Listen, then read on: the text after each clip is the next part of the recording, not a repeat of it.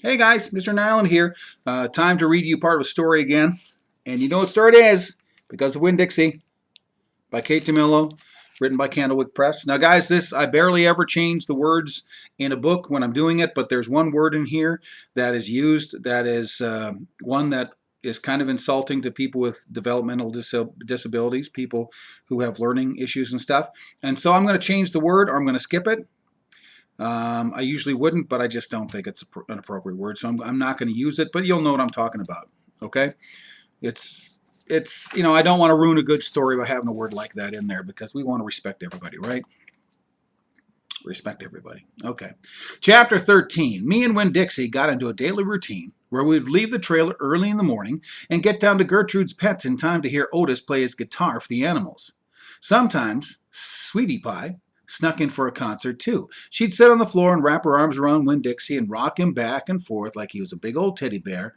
And then when the music got over, she would walk around trying to pick out which pet she wanted, but she always gave up and went home because the only thing she really wanted was a dog like Winn-Dixie. After she was gone, I would sweep the floor and clean up and even arrange some of Otis's shells because he did not have an eye for arranging things, and I did.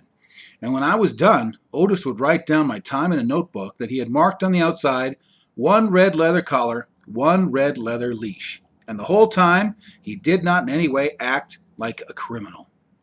Not at all. Never. After working at Gertrude's Pets, me and Winn-Dixie would go over to the Herman W. Block Memorial Library and talk to Miss Franny Block and listen to her tell us a story. But my favorite place to be that summer was at Gloria Dump's yard. I figured it was Winn-Dixie's favorite place too because when he got up to that last block before her house, Winn-Dixie would break away from my bike and start running for all he was worth, heading for Gloria Dump's backyard and a spoonful of peanut butter. Sometimes Dunlap and Stevie Dewberry would follow behind me. They would holler, "There goes the preacher's daughter visiting the witch." "She's not a witch," I told them. It made me mad the way they wouldn't listen to me and kept on believing whatever they wanted to believe about Gloria Dump. One time Stevie said to me, "My mama says you shouldn't be spending all your time cooped up in the pet shop and at that library, sitting around talking to the old ladies. She said you should get some fresh air and play with kids your own age. That's what my mama says." "Oh, lay off her," Dunlap said to Stevie. Then he turned to me. "He don't mean it." But I was already mad. I shouted at Stevie, "I don't care what your mama says. She's not my mama, so she can't tell me what to do." "I'm going to tell your mama you said that," shouted Stevie, "and she'll tell your daddy, and he'll shame you in front of the whole church, and that pet shop guy is dumb, and he was in jail, and I wonder if your daddy knows that." "Otis is not dumb," I said, "and my dad knows that he was in jail." That was a lie, of course, but I didn't care. "You can go ahead and tell on me if you want to, you big bald-headed baby." I swear about wore me out yelling at Dunlap and Stevie Dewberry every day. By the time I got to Gloria Dump's yard, I felt like a soldier who'd been fighting a hard battle.